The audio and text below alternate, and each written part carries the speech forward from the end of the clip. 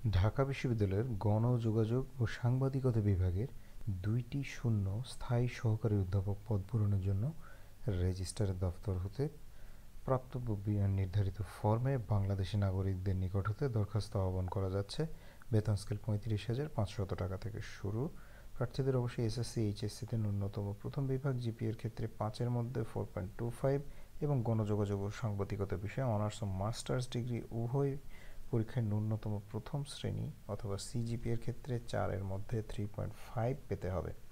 যে কোনো বিশ্ববিদ্যালয়ে তাদের কমপক্ষে 3 বছরের শিক্ষাদান ও গবেষণার অভিজ্ঞতা সহ স্বীকৃত মানের গবেষণা ও পত্রিকায় 3টি প্রকাশিত প্রবন্ধ থাকতে হবে।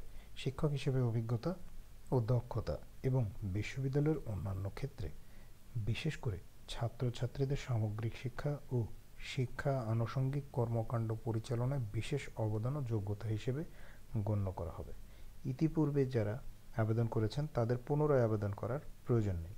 রেজিস্ট্রারের অনুকূলে প্রদেয় 750 টাকা মূল্যের পে অর্ডার অথবা ব্যাংক ড্রাফট সহ 8 কপি দরখাস্ত রেজিস্ট্রারের নিকট পৌঁছাতে হবে।